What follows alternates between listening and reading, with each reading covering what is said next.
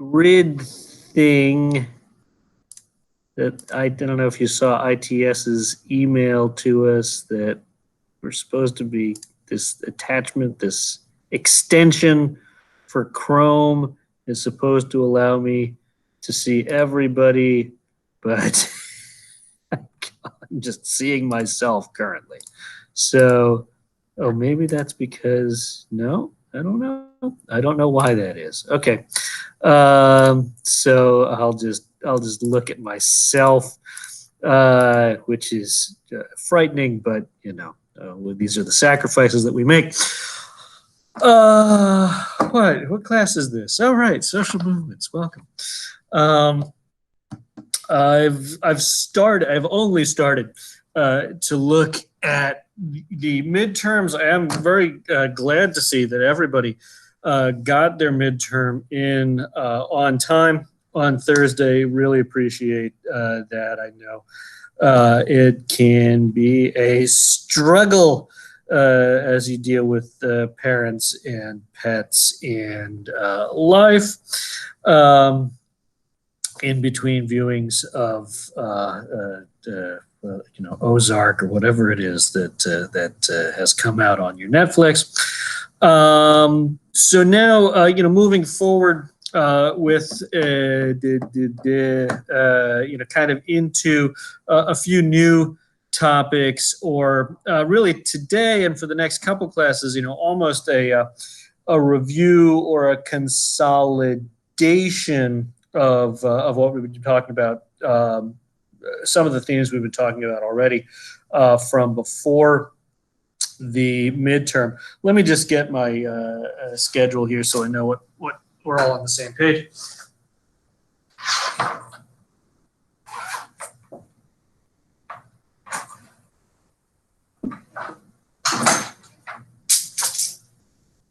Okay, so just looking ahead a little bit here, you are going to be submitting those case studies at the end of the month. So again, don't forget to be on top of that. And oh yeah, again with the midterms, I just wanted to say yes, I am looking at them, but it's going to take a while.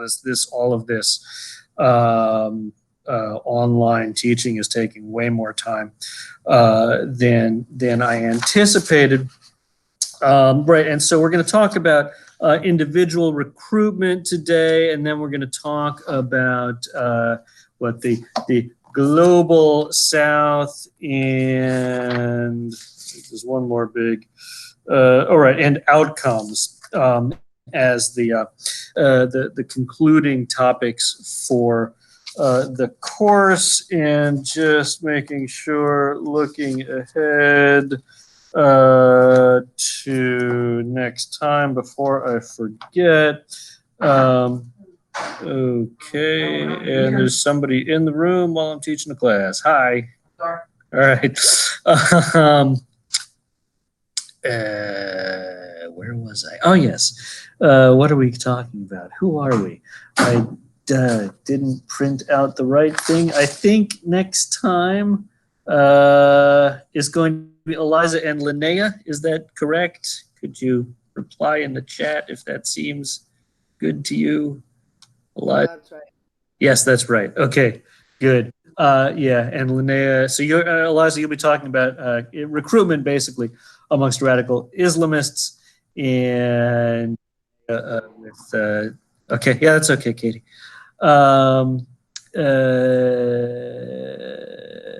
Right, Linnea talking about El Salvador. Good.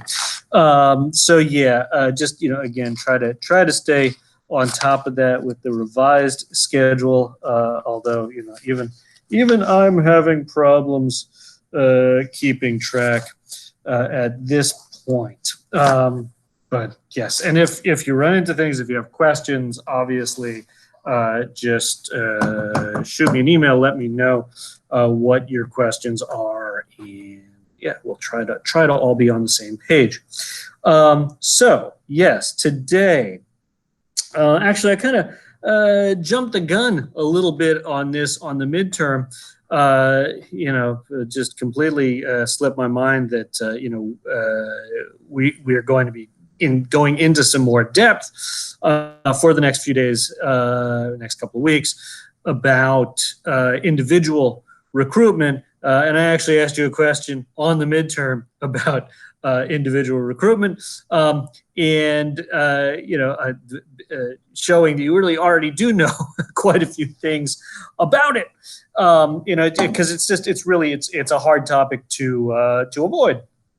It's a key topic in movements research. And from what I've seen so far, the couple of midterms that I've looked at, you've internalized some important things about what people know, what we know about how to recruit individuals, the problems of recruiting individuals. I've shown you already, I've talked about the free rider problem, but I think it's important that we really kind of delve into some depth about what the free rider problem is and how it's overcome, but also how more contemporary research has really moved a bit beyond the free rider question, problematized recruitment in very different ways. And so, I think today maybe putting a box, maybe framing the question or questions about individual recruitment a little more clearly and comprehensively, certainly.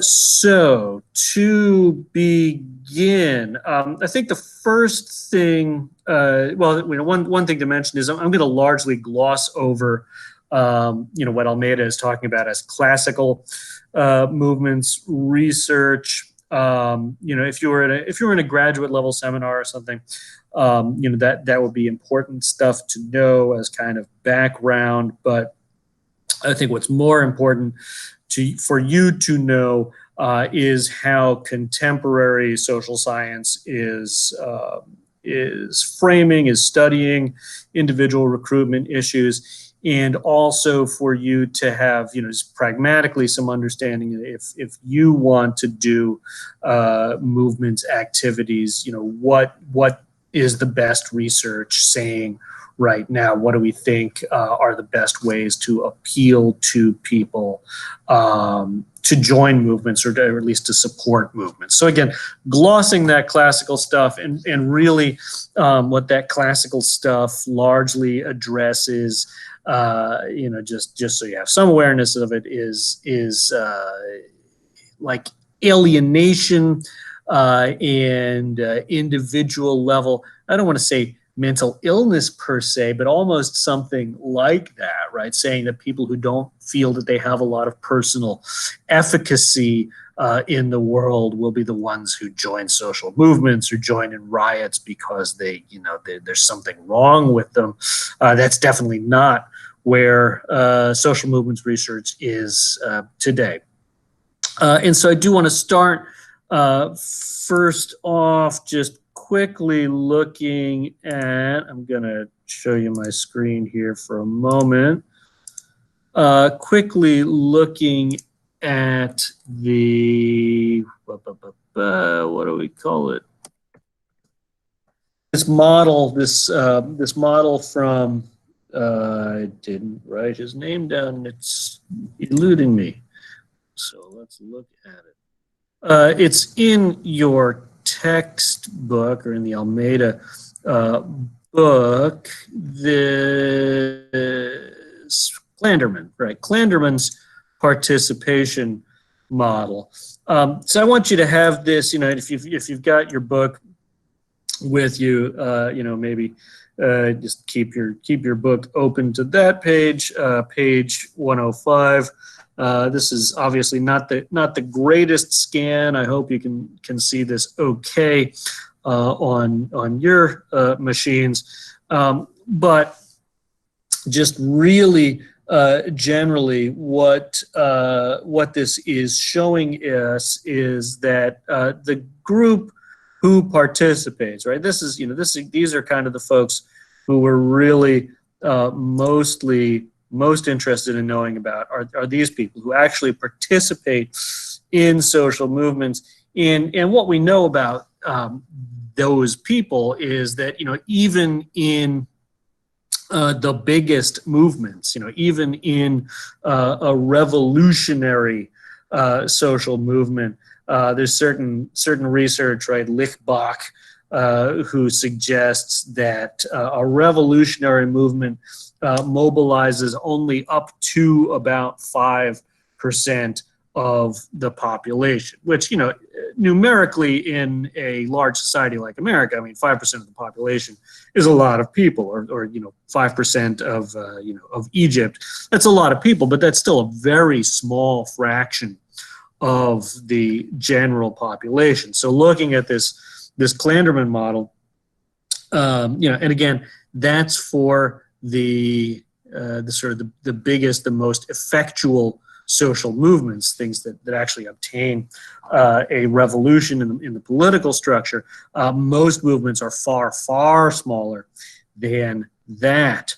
And so, again, looking at Clanderman's here now, what we're seeing is you have the general population, the everybody, the 330 whatever million Americans, are your general population.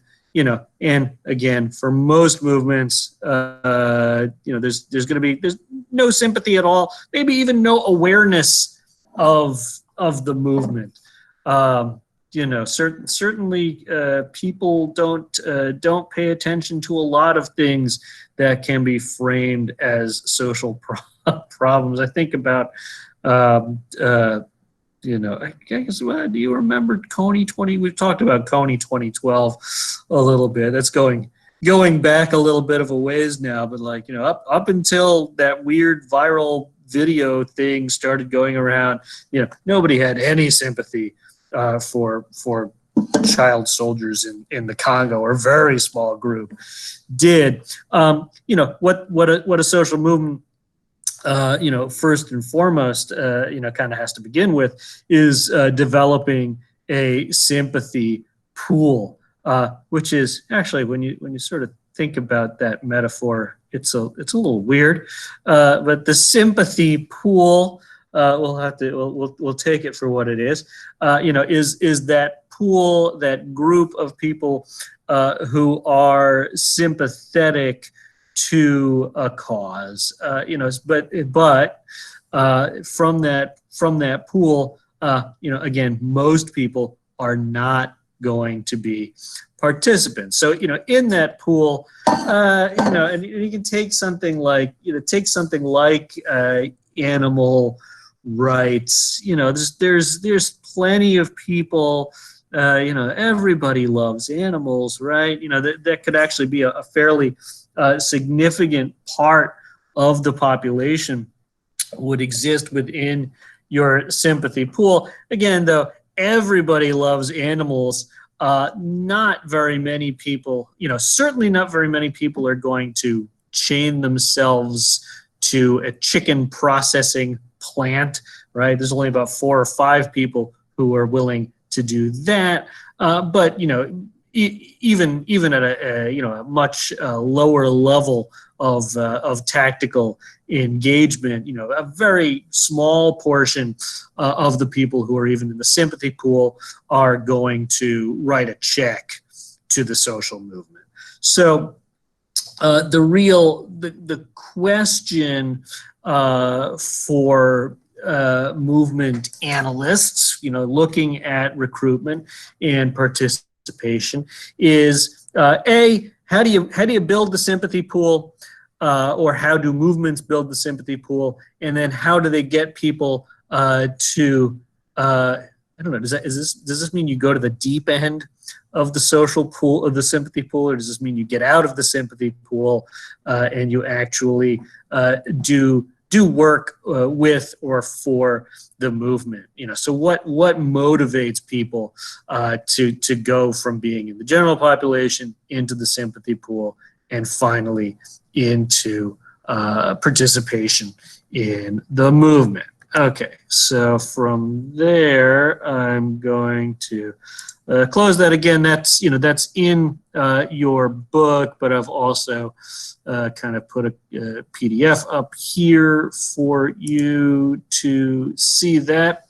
And okay, moving on. And as always, if there are questions, issues as we go along. You can't see. Yes, you can see. I don't know. Am I still presenting? I'm still presenting. Right. You can always go into the chat window, and if you have something to say, go for it.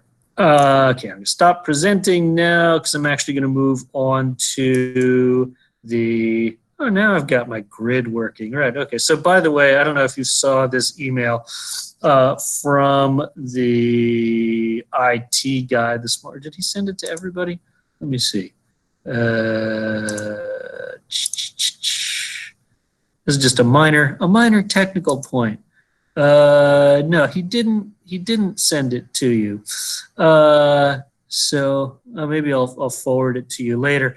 There is an extension to Chrome that you can use with Meet if you want to see everybody in the class. So I can actually, I can see you now, although only 3 of you have your cameras on. So and that's up to you, but it does help me a little bit. If I see that you look really confused, then I'll slow down. Okay, so what am I talking about? How to get out of the sympathy pool. Maybe the first thing to point out is how you have to expand that sympathy pool in general before we even get to, here we are, before we even get to questions about how to engage the movement, how to enact social change. So regarding the sympathy pool,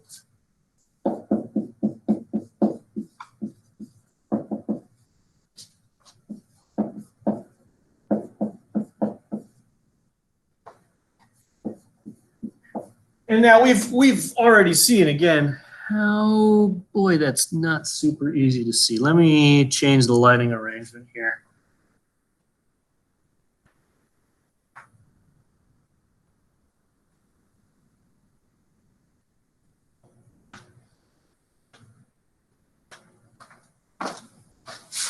Yeah, that is better. Okay.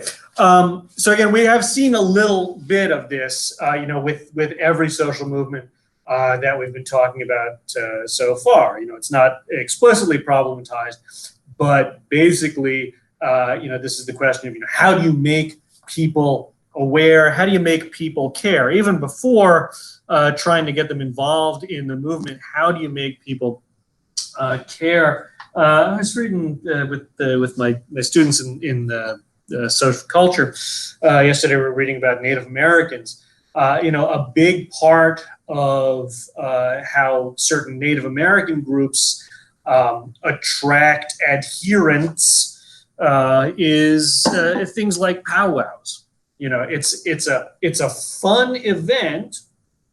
You want to go to the powwow to do whatever it is, watch dances, listening to drum circles, eat fry bread, whatever it is. But also the organizations that put on those powwows are doing it as pretty explicitly a way to expand their sympathy pool, a way to teach people about issues facing Native Americans, and trying to get some people who might eventually write some checks or join in protests and write letters and that sort of thing for the movement. And so how you do that, so educational events.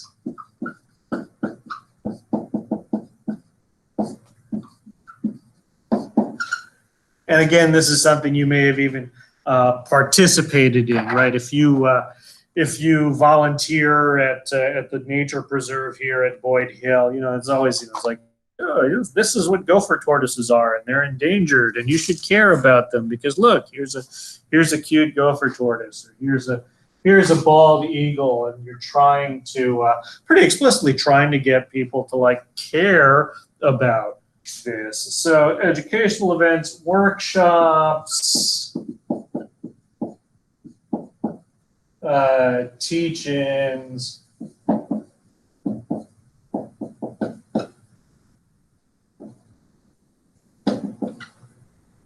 media, right? You know, a lot of them, again, a lot of the media, you know, workshops, teach-ins, I mean, these are probably all really under the rubric of educational events, but different ways of doing that, right? So I don't know if we haven't really done teach-ins in a while, and that's not really a feature of this campus, but this a feature at other campuses, you know, kind of really famously done in the 60s a lot, where you would actually, you know, have a professor or have some folks from a movement run an event where you teach people like, this is, you know, what mass incarceration in America is about, and we're going to sit down and we're going to like really kind of, you know, get you all on the same page about why it is a big problem.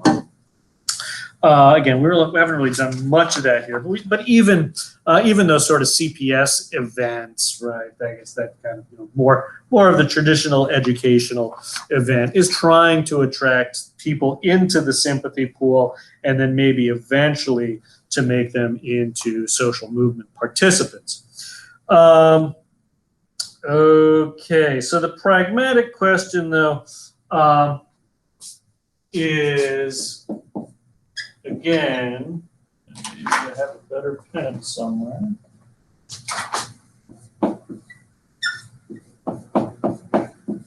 The real pragmatic question then facing movements is, you know, if you build up your sympathy pool, and obviously you have to build something of a sympathy pool to begin with before you can do anything, before you can engage in any real movement activity, real tactics to try to enact social change. You got to build up some kind of a sympathy pool. Sometimes that may be organic right away. You know, if you fire all the workers from a coal mine, then you have an automatic sympathy pool in place. I don't know if you're following last year, and I'm not really sure actually how it ended up shaking down, right? But there was a coal mine that basically did that in, I want to say it was either Tennessee or Kentucky.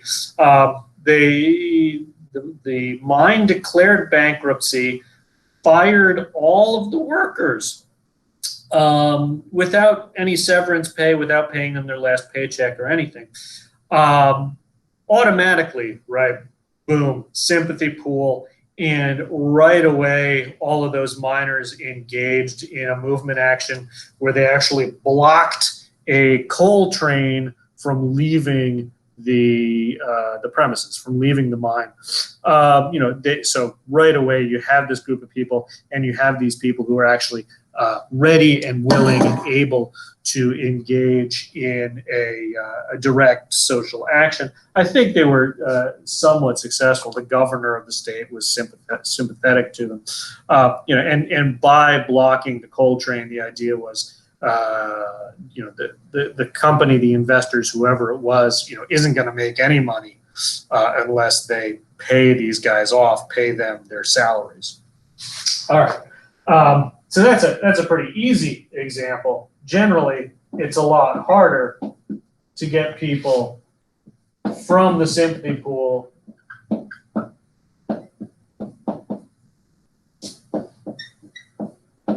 and into action.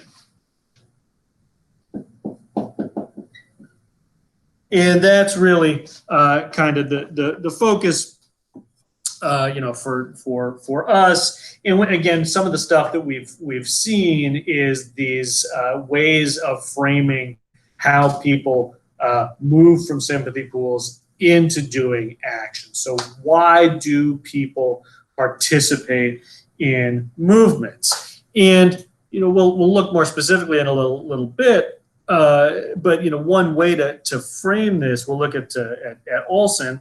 The argument is it's costly. To do movement activity is costly. There's always something that you are foregoing. This goes, into it's really kind of basic sociological theory.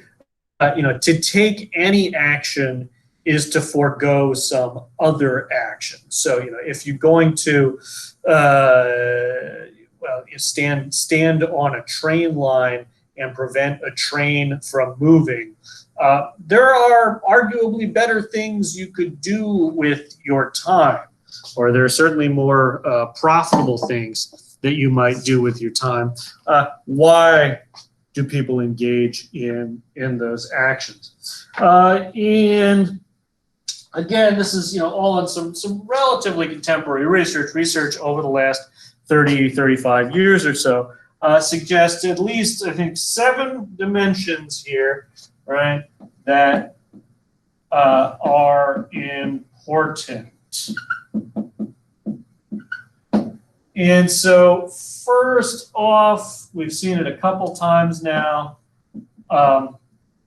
this term coined by Doug McAdam, biographical availability.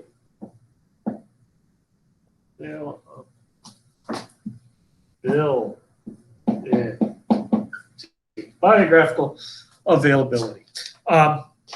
Which again essentially means you're at a point in your life course where you are able to have a lot of time on your hands that you're able to devote to social movement activities.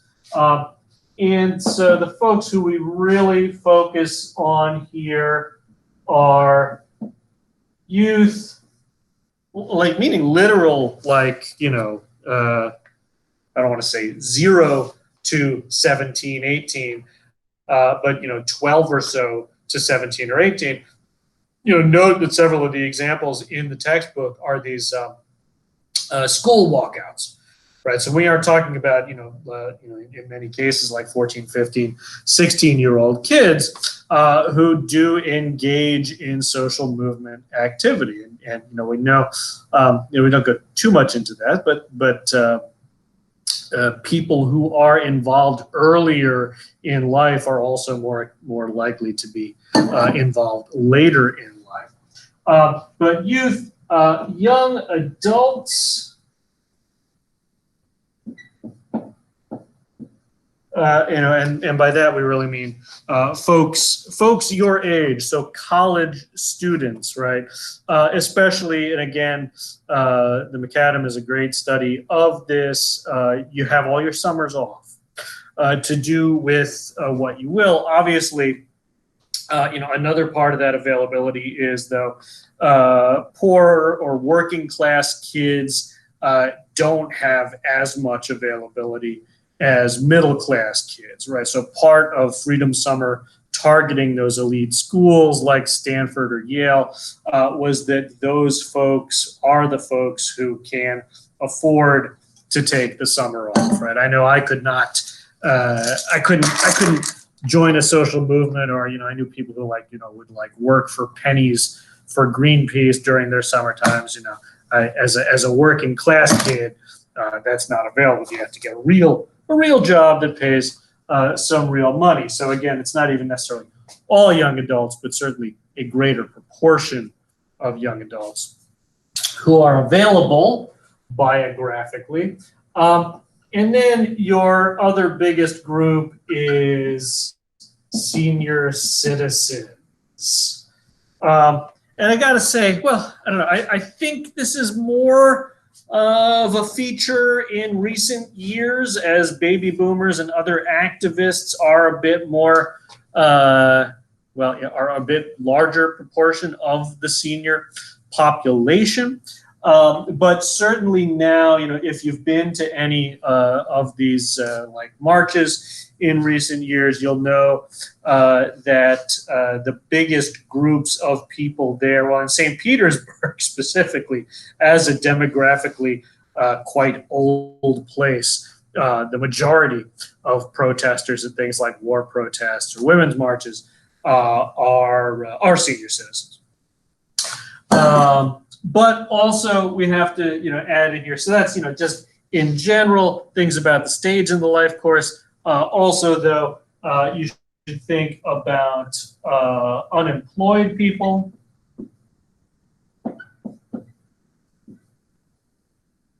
I'm reminded of at a certain point in American history, I don't know if they study this anymore, this weird, or if it makes it into textbooks in high school history classes, this weird movement of the 1920s called the Bonus Army. But these were unemployed World War I veterans who built a huge encampment on the National Mall. I think it was in the early 1920s. These were guys who were unemployed, and what they were demonstrating against was, a lack of jobs and benefits to war veterans. But also certainly you'll see this, in times of great unemployment. Partly Occupy was fueled by people who had lost their jobs during the Great Recession. So the unemployed, and also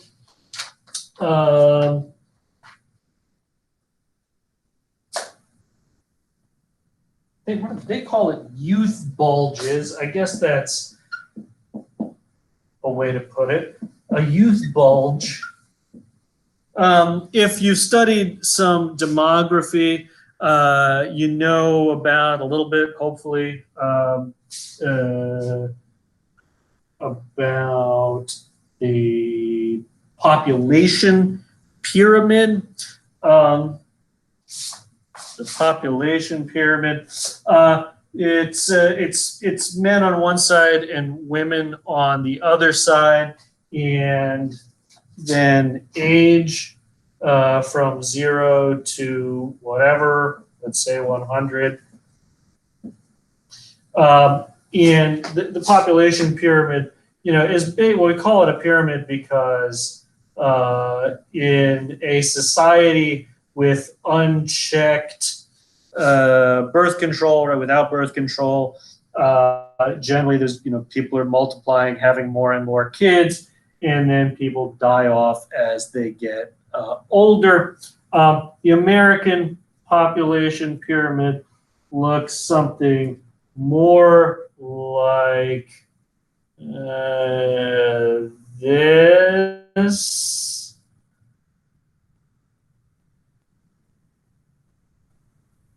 I'm a terrible drawer, I'm sorry. But, we have a couple of bulges. So we have a bulge of the baby boomers, and we have a bulge of millennials. If you looked at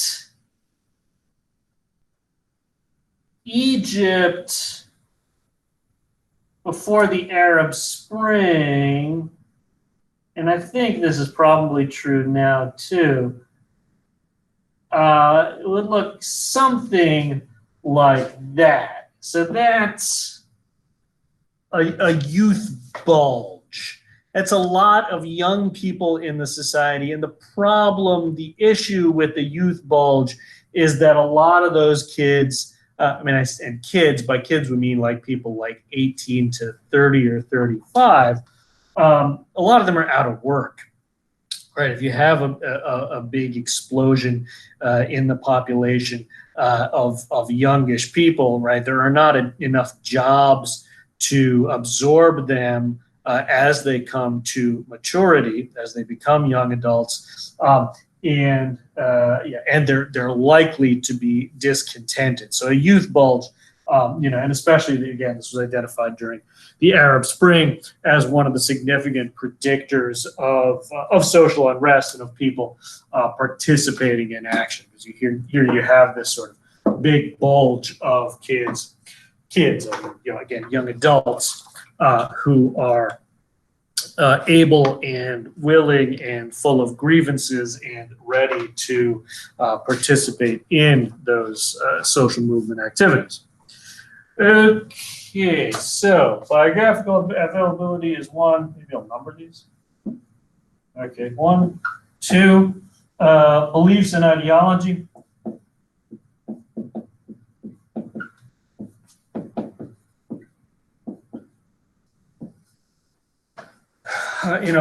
Saying ideology matters. And again, to some extent, this is all going to be, or at least I might cast this up against the purely rational version of this that Olson presents regarding the free rider problem. We know now from extensive social surveys that people's beliefs matter. People who believe in things or have more extreme ideologies are more likely to participate. So when we're talking about ideology, the first thing that sticks out to me anyway is extreme political beliefs.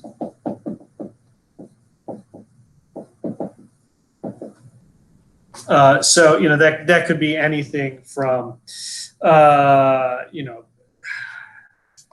wanting to get rid of all immigrants to America, or wanting everyone to own a gun, right, on the right.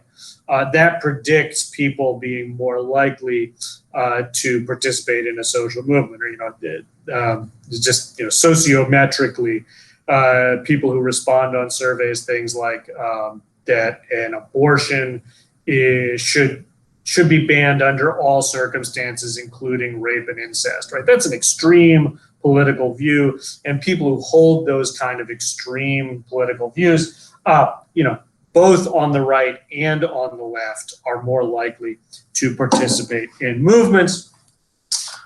Somewhat more generally, though, people who are have greater senses of efficacy.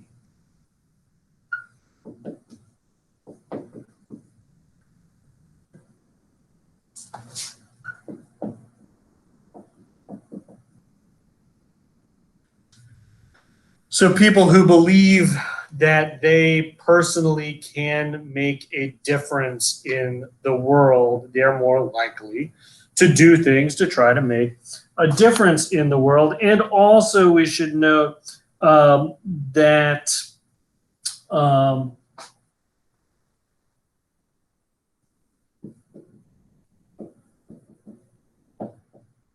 this, we'll see in a minute, these all become tied together. Biographical availability can combine with beliefs and ideology, can combine with movement experiences. So if you believe in the possible success of a movement, you're going to be more likely to join in, to do activities with that movement. But at the same time, if you've participated in past movements that have been successful, then you're more likely to participate in future movements, because you see, like, that time when we marched on the legislature to try to get them to not ban abortions, that was successful. So let's do this, other thing for, workers' rights or for the minimum wage, right? Because they recognize they've been experienced in social movement tactics, and they believe in the efficacy of those tactics. All right. In my weird way now, I'm going to be moving from the bottom to the top.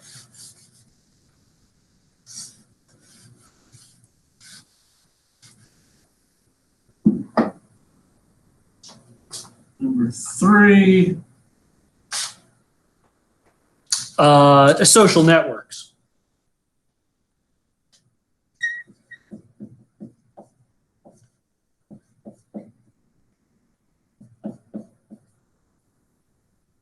And again, this is just, general sociology stuff. We analyze social networks in a lot of different contexts. But here, with respect to, does that make it better or worse? Okay, I made it worse. I'm just going to leave it as it is. That says social networks. Here we're, basically saying that who you know matters. And if you know people participating in a movement,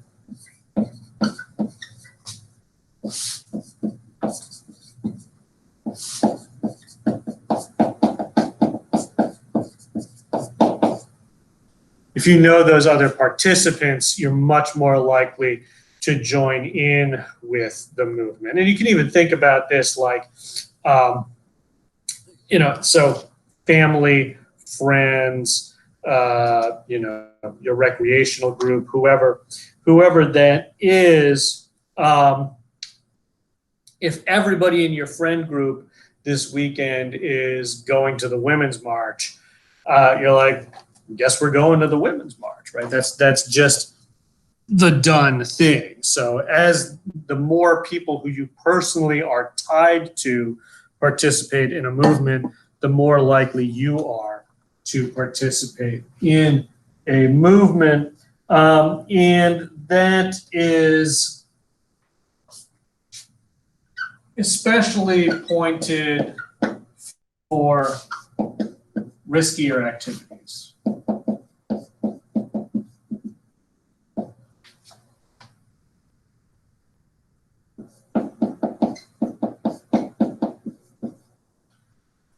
Part of what we know about social networks is that these are, in a large sense, the source of people's norms and mores, values, etc. By a risky activity, at their worst, at their strongest, some social movement activities can get you killed.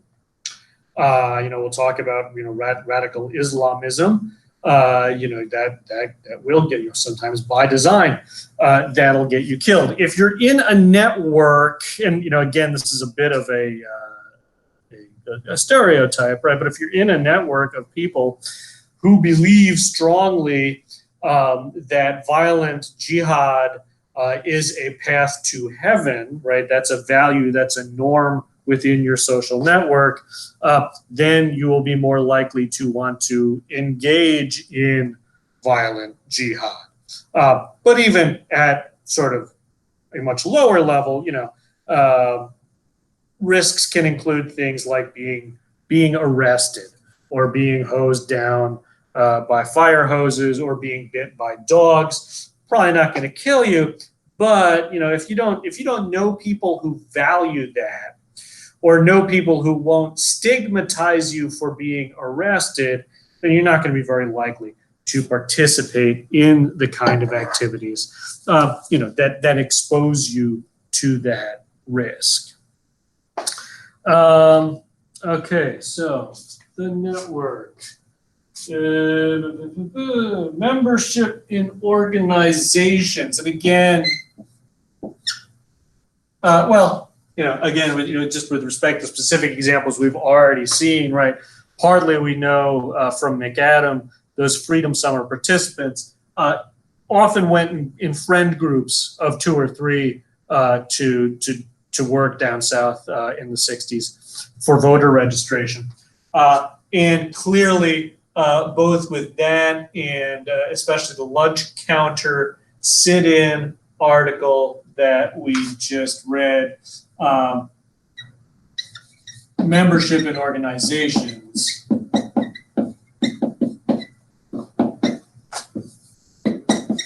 plays a large part.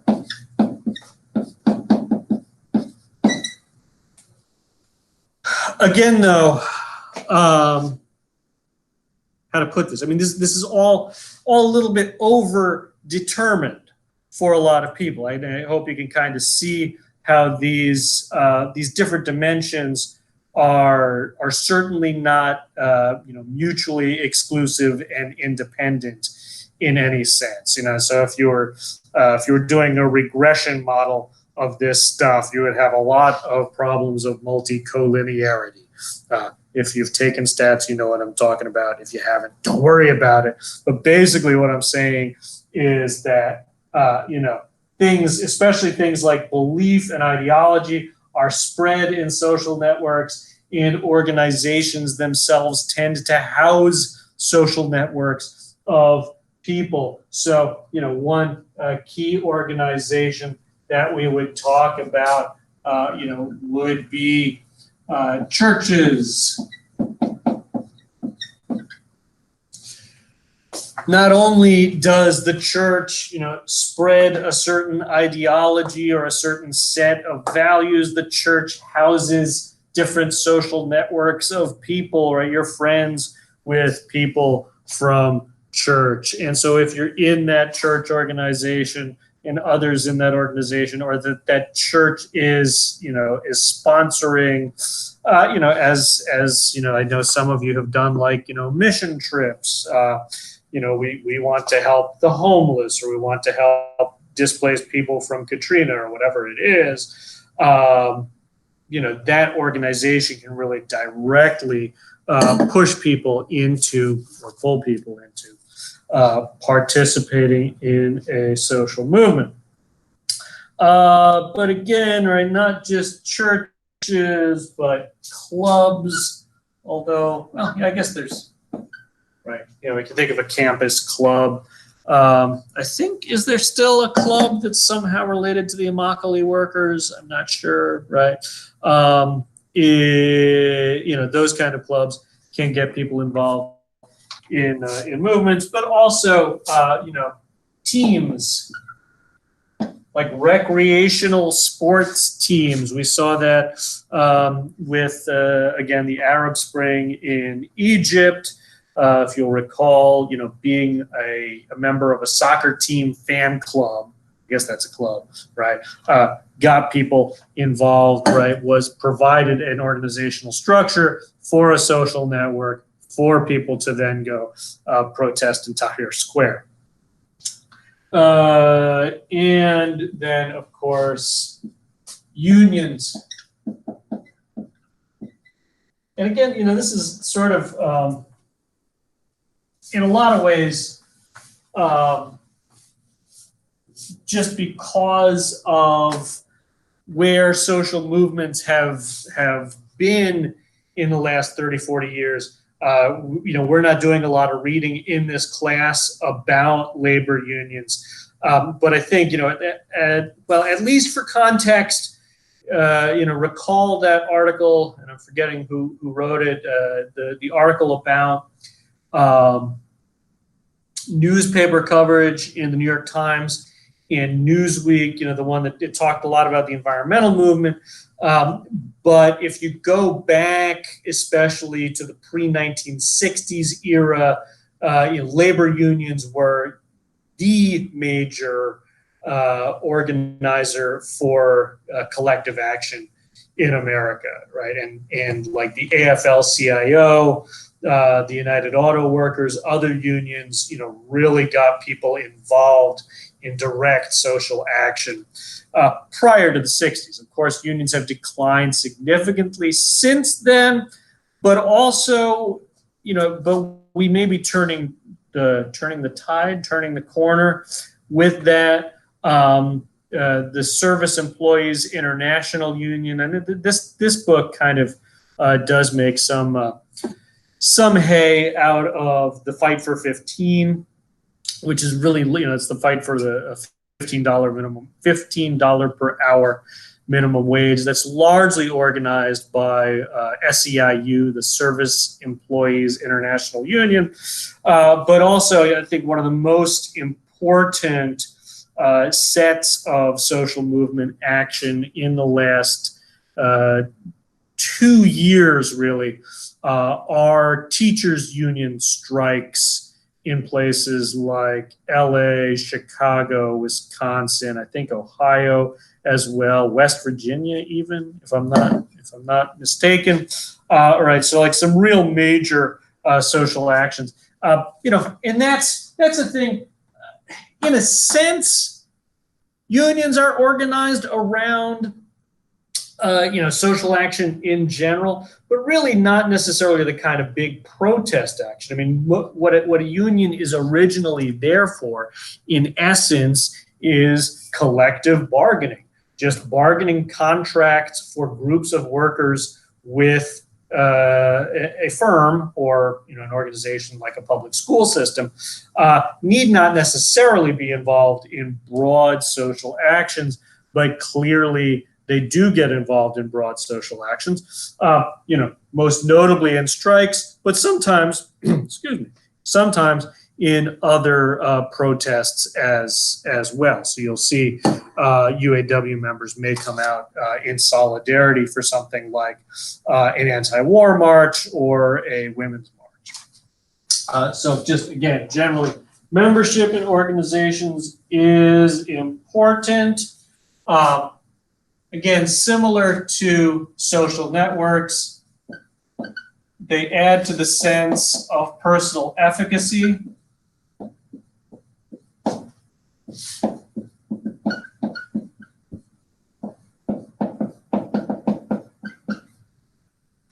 So rather than just, being the one person who's getting involved in this, if you're a member of a union, you're a member of a church, you've seen that they've done good work in the past, you say like, well, I'm willing to join with that because these guys get things done.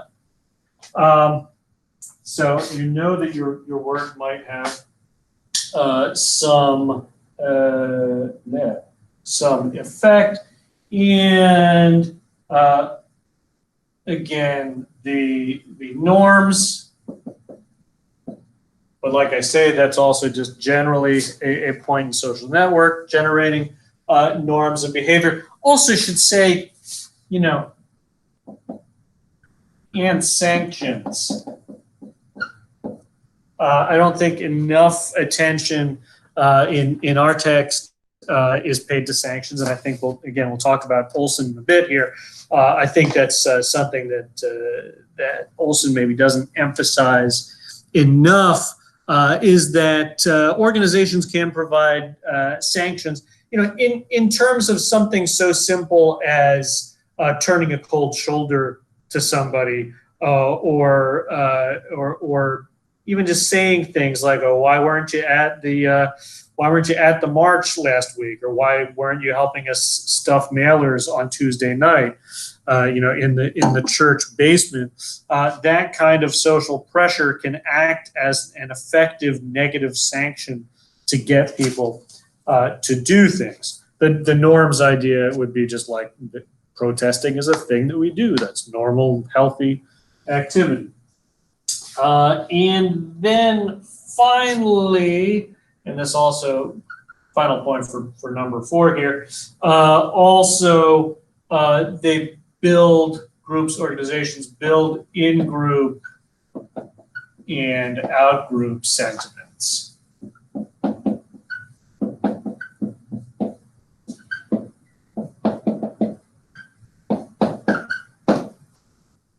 I forget, some movie or something where people chant "one of us, one of us." You know what I'm talking about? Maybe, maybe not. Okay, but that is the generation of in-group sentiment, or also we call it social solidarity, but a social solidarity that is defined in distinction to other groups in society. So again, with the example of unions, it's generally, the union versus management. And if you're in the union, you're good, you're a good person.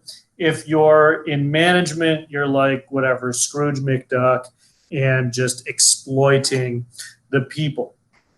And that then feeds into, like I said, this is all kind of overlapping, overdetermined. That feeds into our 5th dimension here. Get people involved in movements. collective identity.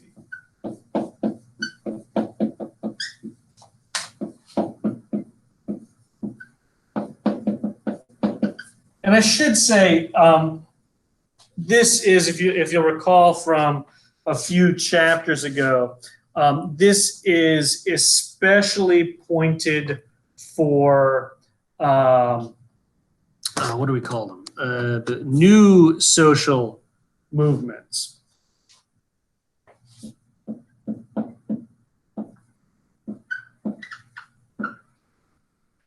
NSMs, right? So new social movements are, mostly these movements that come along in the post-civil rights era that are in part about generating or defining identity.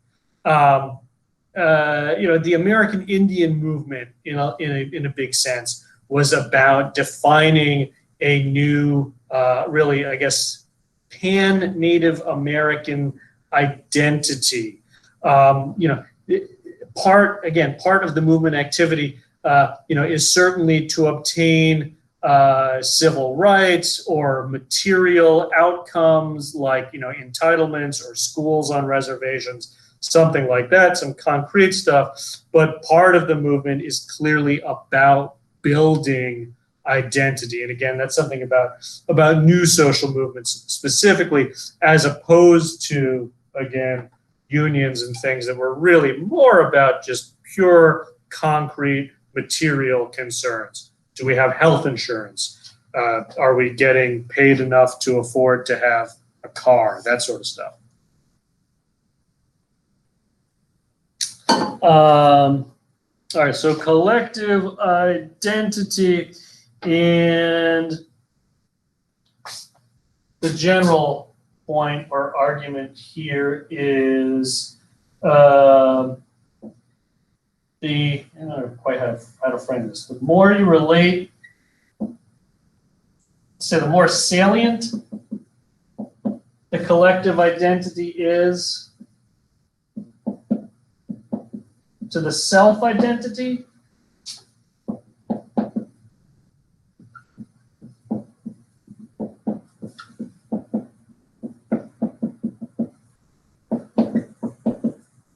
then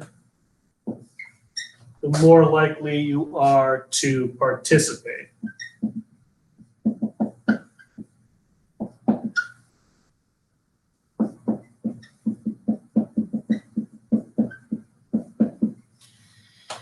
And what I mean by that is, what I mean by more salient the collective identity is as a part of the self-identity, is that you have, and this is just, again, a really broad sociology idea, really postmodern sociological idea, that you are many identities, right? So you are Eckerd College students, and you're also women, and maybe you are rugby players, or maybe you are tennis players and feminists and this and that and the other thing.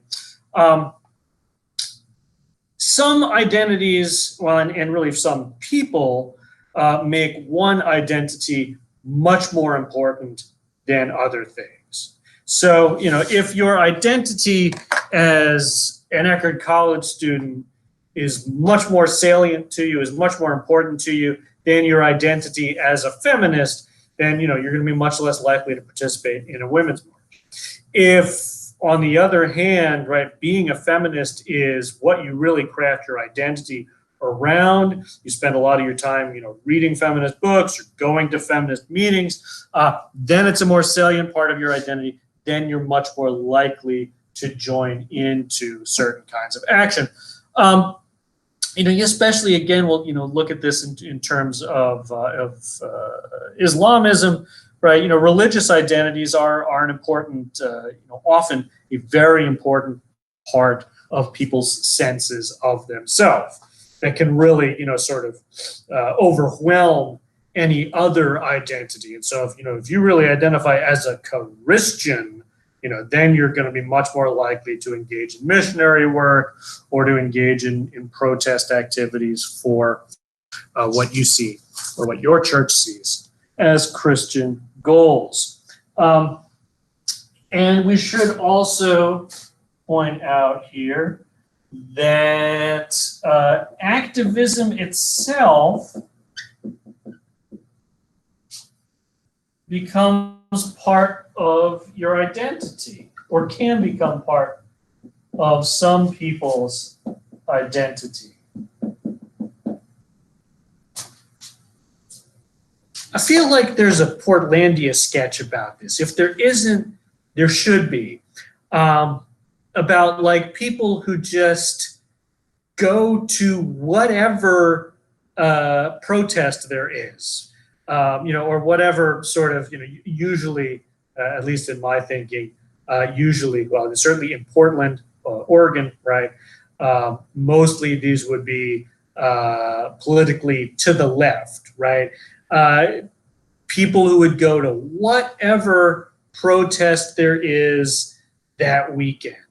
I don't know. Correct me if I'm wrong, right? But these are folks who make protesting and activism a salient part of their identity. And you'll even hear people say, you say, so what do you do, or what's your deal? Say, well, I'm an activist, and that can be really pan activism, right? So there's an animal rights protest, or like we're staging a sit-in at the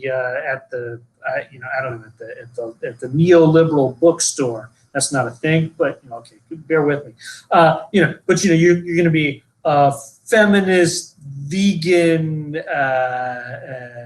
anti-racist, pro-choice, et cetera, and participate in any number of direct actions. Again, because that can, in and of itself, become a salient part of your identity. Then what? Again, repeating a bit, things that we've seen, past participation experience.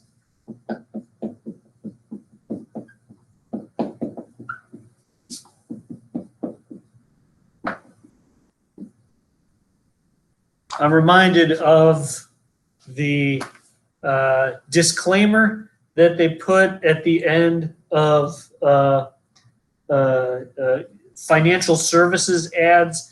I don't know. Maybe you're smart enough not to watch the kind of TV shows or listen to the kind of radio where they have a lot of these ads. But for investing in a mutual fund, they'll say, hey, invest in our hot mutual fund that has performed at a 10% annual return. At the end of those ads, they always say something like, past performance is no guarantee of future returns, which they have to do. But really, that's probably the best indicator of future returns on a financial instrument. And as social scientists, we know that somebody's participation in a future movement is maybe most strongly predicted by their past participation experience. And again, I think back of that the Freedom Riders article. In the bigger picture, what McAdam was doing with that research was to show that those people who participated in the Freedom Rides in the 60s were much more likely to participate in subsequent social actions, whether that was further anti-racist movement action or things like the anti-war movement. Some of those kids, and they were kids back then, ended up being in some fairly radical anti-government organizations even. Okay. And why that is partly the sense of efficacy.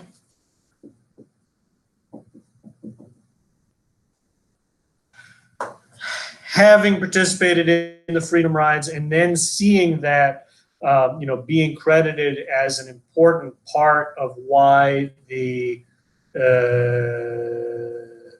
Voting Rights Act of 1965 was passed, that tells a participant, hey, engaging in direct action or engaging in movement action can be successful. And so that tells them, why not do the next thing? You see another social problem you want solved, go out and participate, and you might actually have a positive outcome. So it contributes to a sense of efficacy, and it means that you're building skills.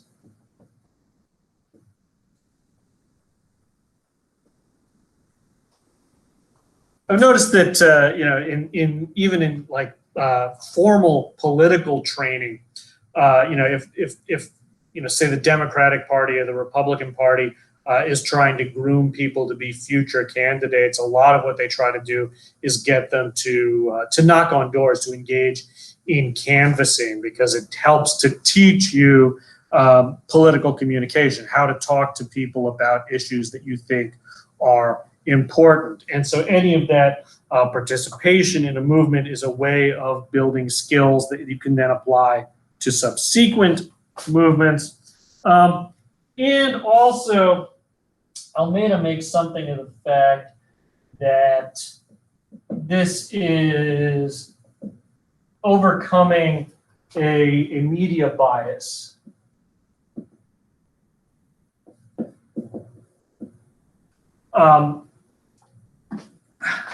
I think I walked with you, right? Maybe I didn't. I can't remember. The video of Occupy Wall Street, where the CNN reporter went around being like, "Look at all these goofy weirdos at Occupy Wall Street," and represented a little bit the more sane ones. But really, there is this tendency in the media although I would also say, like, because the mass media has fractured so much, this is not nearly as true as it was 20, 30 years ago. But the tendency in the media was, well, either to not present movement actions, protests and things very much at all, or if they did present them, either present them as goofy and irrational, which is kind of easy to do with some of these movements. I don't know if you've been to some of these marches, like people will be wearing like giant alien costumes, and you're like, not good optics, as we say. But the media loves to pick up on the craziest looking people. It sells the most papers, it gets the most eyes, looking at the TV.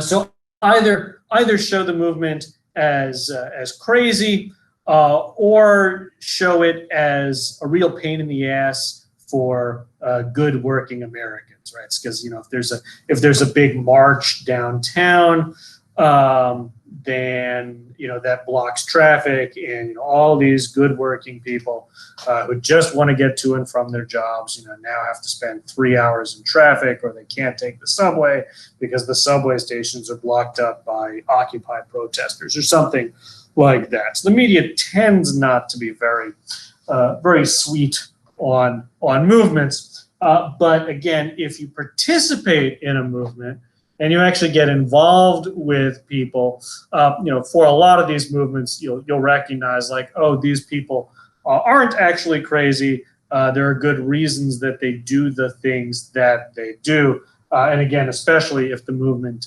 is efficacious, if it gets things done, then that's going to get people to want to join in, as opposed to seeing them as just being crazy people, like the media might show you. But again, I would say the media has changed a bit on that, because there's not just one media perspective anymore. And also their final kind of point here, the point 7, is that social media are really making an important impact now. And just some things about social media. First off, I would say this obviously is a fairly new area of research or means of recruitment, and it's been very hyped. And you recall when we looked at the Tahrir Square, the Egyptian Revolution. Much was made in that article and has been made in articles and the popular press about the role of social media in those movements. It has arguably been overhyped. So again, when you look at the Egyptian movement, remember that a lot of that movement was tied to other formal organizations, and involvement of people was, some researchers argue, was much more predicated on traditional forms of organizing. And you also have to remember, we've been having large-scale protests off and on in America throughout our history, long before Facebook, Insta, whatever. People would learn about movement activities through either their personal networks or through flyers and zines and print media that were really quite effective in organizing people. So social media certainly is important now, but it's it's easy to overstate, I guess, how important it may be. That being said,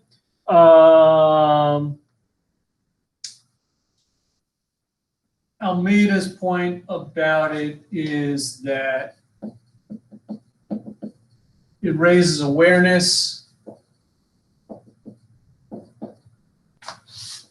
not presented in the mass media.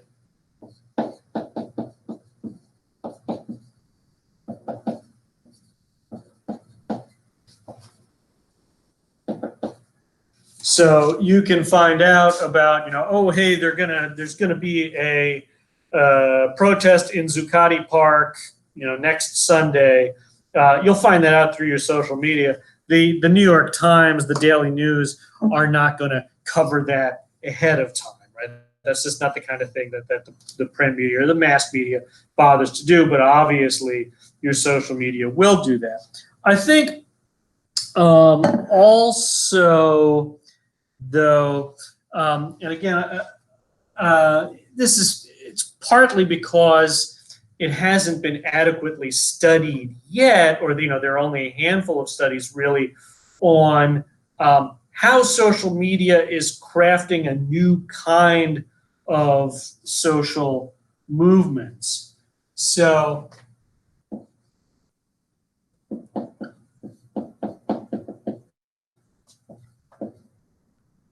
crafting new or reorganized social movements.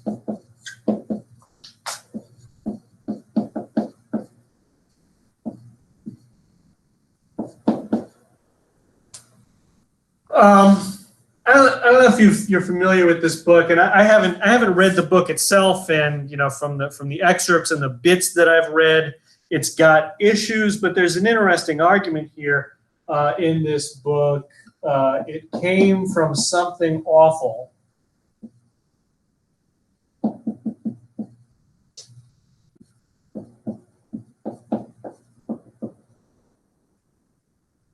Something Awful, and gosh, that's probably not something you even remember, right? So Something Awful was a website, like the website was called Something Awful. Was kind of a shock, gross out website in the 2000s. In the kind of the earlier days of social media, it had discussion forums. the author of this book, It Came From Something Awful, argues that essentially, people moved from that website on eventually to 4chan and other kinds of websites, and that was really the sort of the breeding ground of this weird new far right movement. What does it say next to social media? Raising awareness that's not presented in the mass media. Raising awareness. And I guess the 4chan thing would be a way to think about that. So, like, arguably, certainly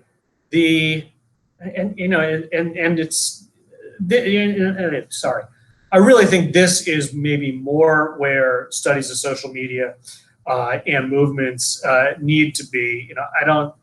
Yes, okay, it's important that social media publicize movements, but that's always been going on in one form or another. What we haven't so much had, or at least something I'm not familiar with, is people using the internet to craft entire new social movements, or people using, I guess, a sort of how would you put it, like non-physically proximate networking arrangements to develop social networks, I guess. So like, go back in time, to the civil rights movement or to union activities. They all start with like clusters of people physically in space getting together and saying and doing things, eventually making movement actions. Things like, and so specifically, I think Atomwaffen probably fits here. They're a sort of basically a neo-Nazi group. They start with people, writing, sort of manifestos online, engaging people in discussions online. It provides a network for people who otherwise couldn't find each other to find each other and engage in social action. Again, to my eyes, and maybe I'm missing something. I hope I'm missing something. It's mostly used for some pretty, I guess, anti-social stuff. So Atomwaffen would be one. Again, they're Nazis. QAnon. QAnon are these, just bizarre conspiracy theorists, but it's these are the people who basically, or at least they're proximal to the people who talked about Pizzagate, right? That Hillary Clinton is somehow involved in a pedophile ring that's organized around a pizza restaurant. I think it's like Pizza Ping Pong restaurant. I don't know what the fuck. Anyway, crazy stuff, right? Crazy stuff. But ultimately, QAnon is a little bit dangerous because people went in and shot up a pizza place. And I think maybe the most it's to talk about it as a social movement is weird. Again, this is kind of some bleeding edge stuff. The kind of white supremacists that the Christchurch shooter was, right, is coming out of this as well. This is somebody who's been radicalized online, is posting their stuff to 4chan and other sites like that. Not really engaged in social action in the traditional sense of things, but clearly, terroristic activity is a kind of social movement action. So really, something we have to come to grips with. From a maybe more pro-social problem-solving point of view, anonymous was part of that, and came a bit out of 4chan. Anonymous, originally was like working to expose the doings of the Scientologist church, for example. But of course, Anonymous also did a lot of things that, because it wasn't an organized group. It was, anybody could sort of claim participation in Anonymous. It was mostly, kind of independent hackers getting together, putting themselves under this rubric and engaging in direct actions, some of which was really just, antisocial foolishness, just doing things for laughs or for the lulz.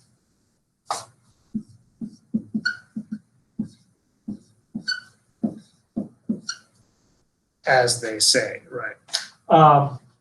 So then, and finally, sorry, this becomes a little bit, to some extent, just things I'm disturbed and interested by in terms of new social movement, but incels as well, right? Here's an example of a movement I don't think would exist at all were it not for social media.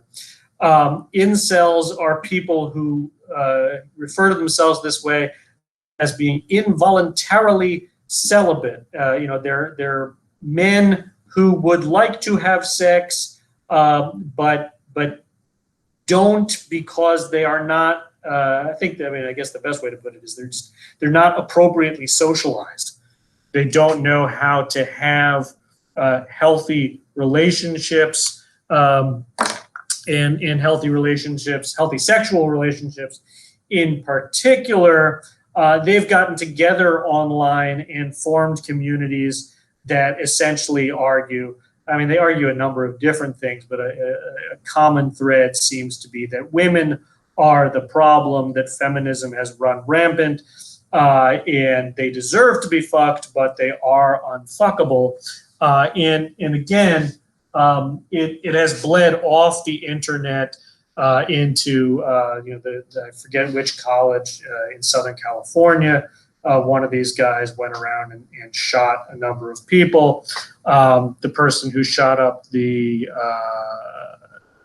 what was it? The yoga center, I think, yoga studio in Tallahassee or Gainesville. Was one of these people. So again, it bleeds out into the offline world in real terroristic activities. So I'm very guarded in my assessment of how positive social media may be in the social movements world. Okay, so that's, and we'll explore these all in much more detail.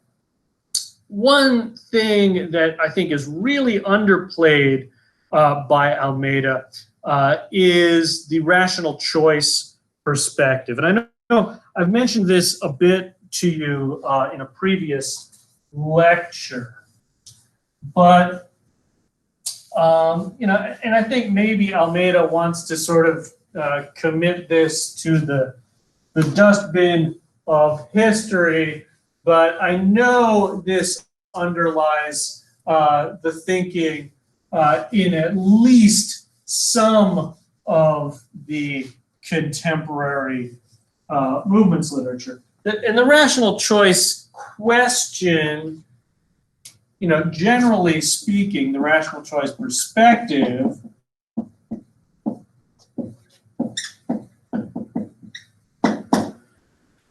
argues that people are, I don't remember which pen is better, sorry.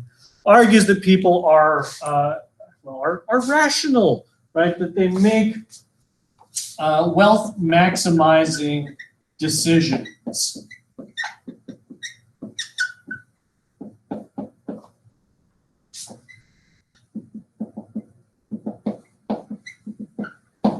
And what that then always comes down to is a cost-benefit analysis.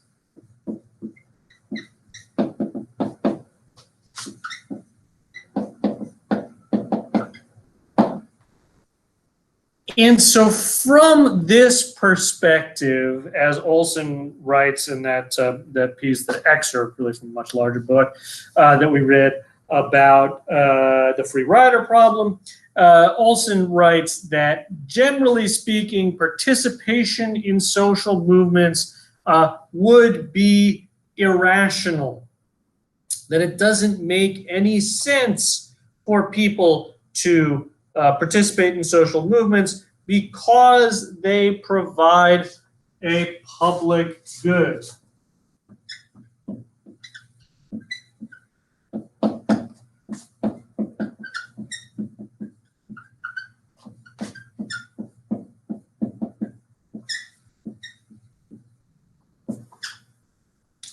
A public good is a good that anybody can take advantage of.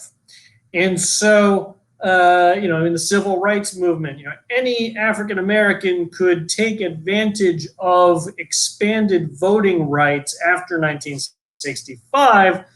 So why would they participate in the social movement? It doesn't make any sense. Let somebody else do it. And of course, to some extent, the logical conclusion of Olson is that no movement would happen ever, if the only thing that they provide is public goods. Therefore,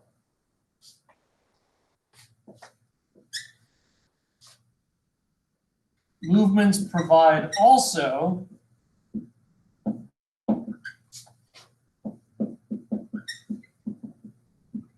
selective incentives.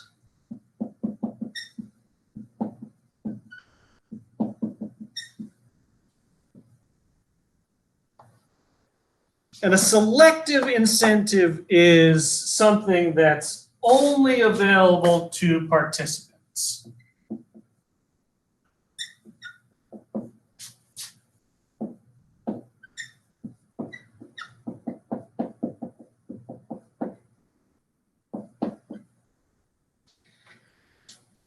And I love Olson's examples because they're so some of them are really old timey, and actually a good one in Jasper took out some of my favorite stuff. The one that I remember Olson concentrates a lot on is farm insurance.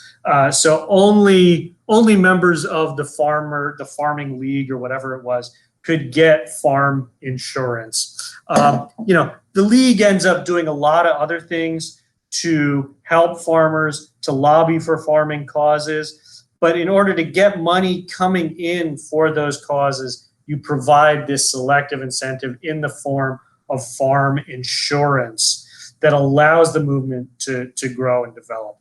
His examples are things like the American Medical Association, right? Doctors join the AMA because it gives them subscriptions to journals, right? That's a selective incentive. This is my journal, or nowadays it's journal access, right?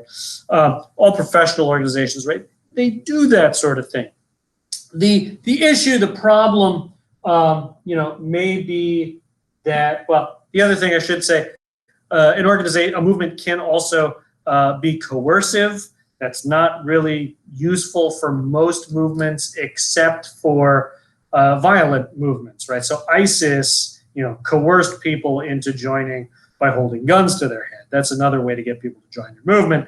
Obviously, in a free democracy, that's not usually how you get things done, I hope.